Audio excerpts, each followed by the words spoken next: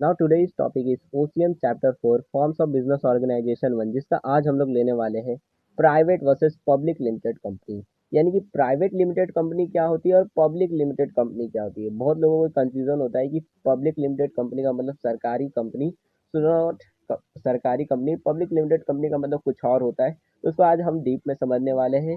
Public limited company ये नहीं कि सरकारी कंपनी है, it is private he company, लेकिन उसको हम अलग नज़रियों से जानते हैं। ठीक है, तो समझते हैं। सबसे पहले प्राइवेट लिमिटेड कंपनी को समझते हैं क्या होता है। देखो, प्राइवेट लिमिटेड कंपनी का मतलब होता है, कंपनीज एक्ट 2013 कहती है प्राइवेट लिमिटेड कंपनी एक ऐसी कंपनी है जिसके अंदर सिर्फ हमारे आसपास की जो हमारे पहचान के लोग होते हैं, मेंबर्स। यानी कि हमारे एक ऐसी कंपनी जिसके अंदर जितने भी शेयर होल्डर्स हैं, मान लो 4 शेयर होल्डर्स है प्राइवेट लिमिटेड कंपनी के अंदर, तो 4 जो शेयर होल्डर्स है वो चारों के चारों जान पहचान वाले हैं। यानी कि आपने एक अपने दोस्त को शेयर होल्डर बना दिया, आपने एक भाई को बना दिया, आपने एक रिलेटिव को बना दिया। ऐसे पहचान वालों को सिर्फ आपने शेयर होल्डर्स बनाया, ऐसे नहीं जनरल पब्लिक को आपने नहीं बनाया, मतलब राह चलते हुए लोगों को आपने नहीं बनाया जिसको आप जानते नहीं हो। आप सिर्फ अपने जान पहचान वाले लोगों को ही शेयर होल्डर्स बनाते हो, पार्टनर्स बनाते हो। तो ऐसी जो कंपनी होती है उन्हीं को हम प्राइवेट लिमिटेड कंपनी कहते हैं, जिसके अंदर सिर्फ वो शेयर होल्डर्स होते हैं जिनको आप पर्सनली प्राइवेटली जानते हो। ठीक है, तो नाम से ही सजेस्ट इसका इसलिए प्राइवेट लिमिटेड कंपनी लिखा गया है, क्योंकि यहाँ पे सिर्फ प्राइवेट एंटिटीज रहते हैं जो हमारे जान पहचान के लोग होते हैं, पर्सनल लोग होते हैं। ठीक है, अब यहाँ पे प्राइवेट लिमिटेड कंपनी में कुछ लिमिट्स होती है कि आप, अगर आपको प्राइवेट लिमिटेड कंपनी खोलनी है तो मिनिमम आपके पास 2 मेंबर्स होने चाहिए आपकी कंपनी को स्टार्ट करने के लिए। और मैक्सिमम अगर आप ज़्यादा से ज़्यादा रख सकते हो तो सिर्फ 200 रख सकते हो। 200 के अबव इस मैक्सिमम लिमिट को क्रॉस नहीं कर सकते अकॉर्डिंग टू कंपनीज एक्ट 2013। ठीक है, आप इससे ऊपर नहीं जा सकते। और आप जनरल पब्लिक को अपने मेंबर्स की मतलब नहीं बना सकते। ठीक है, मतलब जो जनरल पब्लिक है, मतलब आम जनता जो है जिसको आप नहीं जानते हैं, ऐसे लोग जो आपके लिए अननोन है, उन लोगों को आप अपने as a shareholder, as a partner नहीं बना सकते। सिर्फ आप अपने जान पहचान रिलेटिव्स या फिर आपके दोस्त का कोई दोस्त है उसी को बना सकते हो। ऐसे नहीं कि आपका कोई पहचान ही नहीं है, एज अ आपको रोड पे कोई चलते हुए दिखा और आपने उसको पार्टनर बना दिया, तो ऐसे लोगों को हम नहीं बना सकते। ठीक है, इसके अंदर हम सिर्फ रिलेटिव्स, जान पहचान वाले लोगों को ही बनाते हैं प्राइवेट लिमिटेड कंपनी को। ठीक है, अब इसके क्या क्या फीचर्स है वो जान लेते हैं। तो सबसे पहला फीचर है number of its member minimum 2 and maximum 200। यानी कि अगर आपको प्राइवेट लिमिटेड कंपनी खोलनी है तो मिनिमम 2 लोग चाहिए होंगे स्टार्ट करने के लिए, और मैक्सिमम 200 चाहिए रहेंगे, मतलब इससे अब हम नहीं जा सकते। ठीक है, लिमिट सेट है यहाँ पे कि आपको मैक्सिमम ज़्यादा से ज़्यादा लिया भी तो 200 ही रख सकते हैं हम। ठीक है, अब दूसरा जो फीचर होता है वो होता है must have a minimum paid up share capital of 1 lakh rupees. Basically इसका मतलब क्या होता है, पेड अप शेयर कैपिटल का मतलब होता है, देखो जब भी कोई कंपनी जो है वो रजिस्ट्रेशन के लिए आरओसी के पास जाती है तो वहाँ पे वो जो आरओसी होती है वो पूछती है कि आप अपने इस कंपनी को खोलने के लिए आपको कितने कैपिटल की नीड है। यानी कि आपको 10 लाख रुपए लगेंगे इस कंपनी को खोलने के लिए। मान लो 10 लाख आपको चॉकलेट की कंपनी खोलनी है, तो इस चॉकलेट की कंपनी को खोलने के लिए आपको 10 लाख रुपए की नीड है। यानी कि पूरा जो सामान है, पूरा जो एडवर्टाइजमेंट का खर्चा आएगा, वो सारी चीज़ें ओवरऑल मिलाकर 10 लाख रुपए लगने वाले, 10 लाख की कैपिटल की ज़रूरत है। तो आपको उतने रुपए का मतलब वो जितने भी आपने उसे अमाउंट बताया है वो आरओसी जो है वो रजिस्टर कर देगी, इतने कैपिटल की आपको नीड है, ये आपका पेड अप शेयर कैपिटल है। ठीक है, तो मिनिमम आप 1 लाख रुपए रख सकते हो, कम से कम 1 लाख रुपए, और ज़्यादा से ज़्यादा आप जितना चाहो उतना रख सकते हो, मतलब 1 करोड़ 2 करोड़ जितना चाहो उतना रखो।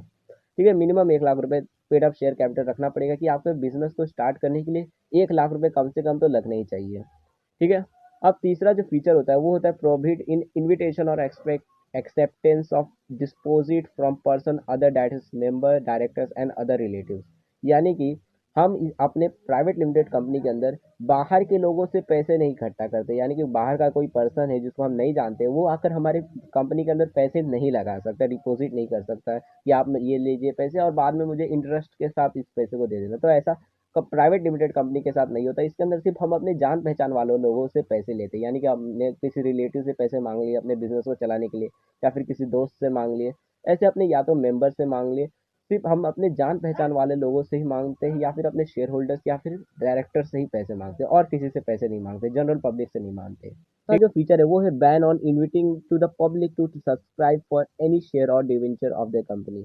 यानी कि जो जनरल पब्लिक है उनको ये प्राइवेट लिमिटेड कंपनी बैन कर देती है कि आप हमारे कंपनी में नहीं आ सकते एज अ शेयर होल्डर, या फिर आप हमें डिपॉजिट भी नहीं दे सकते, डिबेंचर भी नहीं दे सकते। डिबेंचर का मतलब क्या होता है कि जैसे हम बैंक में नहीं फिक्स डिपॉजिट कर देते हैं और बाद में वो बैंक जो होता है हमारे पैसों के साथ हमें कुछ इंटरेस्ट भी देता है, मतलब हमारे हमें एक्स्ट्रा पैसे इंटरेस्ट देता है। तो वैसे ही डिबेंचर भी होता है, हम किसी कंपनी के अंदर पैसे डाल देते हैं एंड देन उस डिपॉजिट के बदले में वो हमें कुछ अमाउंट ऑफ इंटरेस्ट एक्स्ट्रा देता है। ठीक है, तो ऐसा ही कुछ होता है। तो ये जो मतलब प्राइवेट लिमिटेड कंपनी होती है, ये जनरल पब्लिक को ये मतलब ऑफर नहीं देती है, उन्हें बैन कर देती है कि आप हमारे ना कंपनी में पैसे लगा सकते या फिर आप हमारे शेयर्स भी नहीं खरीद सकते। ठीक है, तो उन्हें बंद कर देती है, बैन कर देती है कि जनरल पब्लिक का कोई हमारे साथ इंटरफेरेंस नहीं होना चाहिए। अब पांचवा जो फीचर होता है वो होता है restriction on the right of members to transfer its share if any. यानी कि जो जितने भी मेंबर्स होंगे प्राइवेट लिमिटेड कंपनी के, मान लो 4 मेंबर्स है, एक मेंबर का जो शेयर है वो 50% है और बाकी के जो 3 मेंबर्स है उनके वही 50% में से एक मान लो 20% है और बाकी के जो दो है उनका 15-15% है।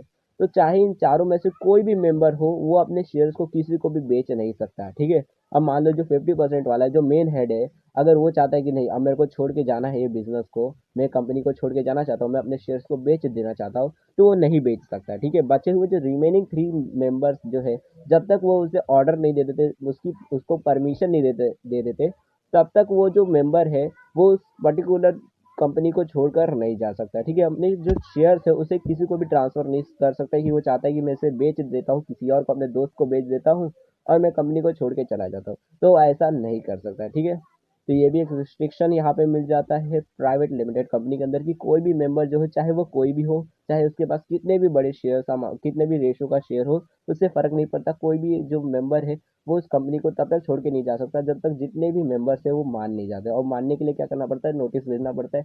देन हो सकता है ऐसा भी कि वो जो मेंबर्स है वो उससे टाइम दे दे कि आप 2 महीने बाद छोड़ के जा सकते हैं, अभी नहीं जा सकते, तो उसे फिर ना वेट करना पड़ता है। ठीक है, तो इसे हम प्राइवेट लिमिटेड कंपनी कहते हैं।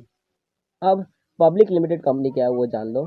तो देखो, पब्लिक लिमिटेड मतलब पब्लिक कंपनी जो होती है, इसका मतलब ये नहीं कि सरकारी कंपनी। पब्लिक कंपनी का मतलब होता है वो कंपनी जिसके अंदर कम मतलब जो पब्लिक होती है, जनरल पब्लिक होती है, वो भी आकर शेयर्स को खरीद सकती है। जैसे प्राइवेट लिमिटेड में क्या होता था कि सिर्फ जो प्राइवेट एंटिटी है यानी कि पर्सनल लोग जो होंगे सिर्फ वही आएंगे, यानी जान पहचान वाले लोग। तो यहाँ पे जान पहचान वाले नहीं, यहाँ पे सब लोग आएंगे। ठीक है, जनरल पब्लिक भी आ सकते हैं एज अ शेयर होल्डर या फिर डिबेंचर भी आपको दे सकते हैं। ठीक है, तो इसी को हम पब्लिक लिमिटेड कंपनी कहते हैं।